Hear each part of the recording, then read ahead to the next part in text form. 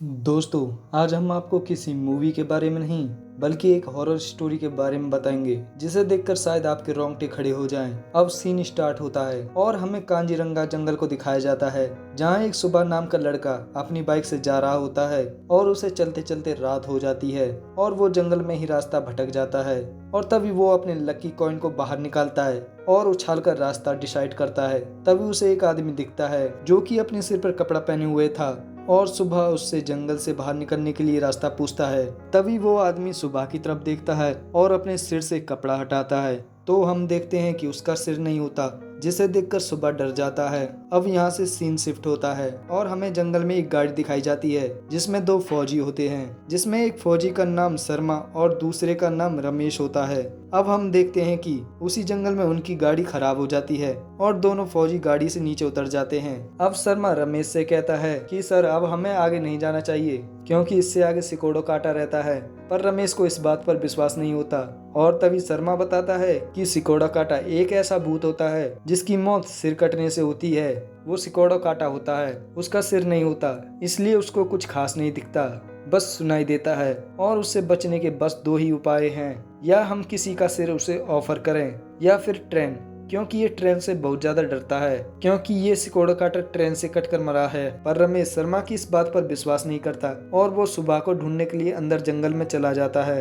अब हम देखते हैं कि रात हो गई है। तभी शर्मा को एक बैग मिलता है जो कि सुबह का होता है और उस बैग में जानवर की खाल होती है। तभी रमेश को एक आवाज सुनाई देती है और रमेश शर्मा को यहाँ रुकने के लिए कहता है और कहता है कि अगर तुम्हें यहाँ सुबह दिखाई दे तो मुझे वॉकी टॉकी पर बताना। और यह कहकर रमेश अंदर जंगल में चला जाता है और रमेश को एक घर दिखाई देता है और तभी शर्मा का वॉकी टॉकी पर कॉल आता है और वो रमेश को संभाल कर अंदर जाने के लिए कहता है। अब हम दूसरी तरफ शर्मा को देखते हैं जो उसके पास कुल्हाड़ी लेकर सिकोड़ो काटा आ जाता है। अब हमें फिर से रमेश को दिखाया जाता है और वो घर के अंदर जाता है। जब वो घर की तलाशी लेता है तो उसे एक अलमारी में कटे सिर दिखते हैं जिनको देखकर वो रमेश घबरा जाता है। और तभी रमेश शर्मा को वॉकी टॉकी पर बात करने की कोशिश करता है पर शर्मा रमेश से बात नहीं करता क्योंकि सिकोड़ो काटा ने उसके सिर को काट कर मार दिया होता है। अब रमेश को सिकोड़ो काटा दिख जाता है जो कि एक गड्ढा खोदकर उसमें पुराने सिर को दफना रहा होता है। तभी रमेश उसे आवाज मारने ही वाला होता है, तभी पीछे से आकर कोई उसको खींचकर अंदर ले जाता है। अब रमेश उसको देखता है तो वो कोई और नहीं बल्कि सुबह होता है। तभी सुबह रमेश से कहता है कि तुमको यहाँ कितने दिन हुए हैं। तभी रमेश कहता है कि मुझको यहाँ पूरा एक दिन हो गया है। तभी सुबह कहता है कि मैं यहाँ 2 दिनों से छिपा हूँ। और तभी सुबह रमेश को बताता है कि मैं भी सिकोड़ो काटा से दुबक रहा हूँ। वो सिर्फ सुन सकता है, देख नहीं सकता, इसलिए मैं अभी तक बचा हुआ हूँ। पर रमेश सुबह की इस बात पर विश्वास नहीं करता। तभी रमेश सिकोड़ो काटा की बातों से परेशान होकर उसे पकड़ने जाता है और तभी वहाँ पर सिकोड़ो काटा आ जाता है।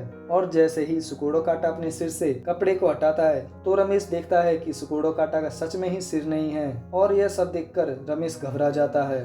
और तभी सिकोड़ो काटा शर्मा के सिर को अपने धड़ से जोड़ लेता है और यह सब देखकर रमेश की दिल की धड़कन तेज हो जाती है, जिसे सिकोड़ो काटा सुन लेता है और रमेश को पकड़ने की कोशिश करता है। तभी वहाँ पर सुबह आ जाता है और रमेश को पकड़कर अंदर ले जाता है और वो रमेश को फिर से कहता है कि सिकोड़ो काटा को भले ही दिखाई न दे पर सुनाई देता है। तभी वहाँ पर सिकोड़ो काटा आ जाता है और वो दोनों अपनी अपनी धड़कन और सांसों को रोककर कोनों में दबक जाते हैं। अब सिकोड़ो काटा को वहाँ कुछ नहीं मिलता और वो वापस चला जाता है। अब सुबह रमेश से कहता है कि वो इस भूत के हाथों नहीं मरना चाहता और रमेश भी कहता है कि वो भी इस भूत के हाथों नहीं मरना चाहता, वो दोनों जीना चाहते हैं। अब रमेश सुबह से कहता है कि उसे कुछ नहीं होने देगा और वो उसे बचा लेगा।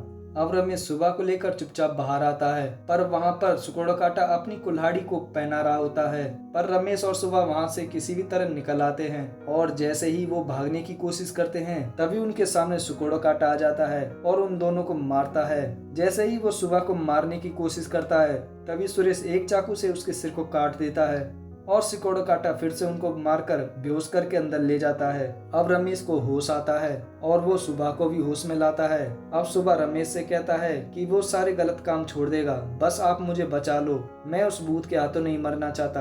अब रमेश सोचता है कि शर्मा ने उसे जितनी भी बात इस भूत के बारे में बताई है वो सब सच है और उसकी और भी बातें सच्ची होंगी। अब वो दोनों फिर से भागने की कोशिश करते हैं पर वहाँ पर फिर से सिकोड़ो काटा आ जाता है और जैसे ही वो जाने की कोशिश करते हैं तो उन्हें एक रोने की आवाज आती है। तभी सुबह उसको बचाने के लिए जाता है और जैसे ही वो उसको साथ भागने के लिए कहता है तो वो औरत कुछ नहीं कहती। जैसे ही सुबह उसके सिर से कपड़ा हटाता है तो उस औरत का सिर भी नहीं होता, जिसे देखकर सुबह डर जाता है और भागने की कोशिश करता है, पर वह औरत उसको पकड़ लेती है और वहाँ रमेश आ जाता है और सुबह को उस औरत के हाथों बचा लेता है।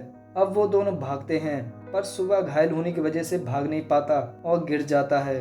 तभी रमेश उसको हौसला देता है और फिर से भागने की कोशिश करता है और कुछ दूर जाकर सुबह फिर से गिर जाता है और रमेश फिर से उसे हौसला देता है, पर सुबह पूरी तरह से थक चुका था, इसलिए वो आगे नहीं भाग सकता।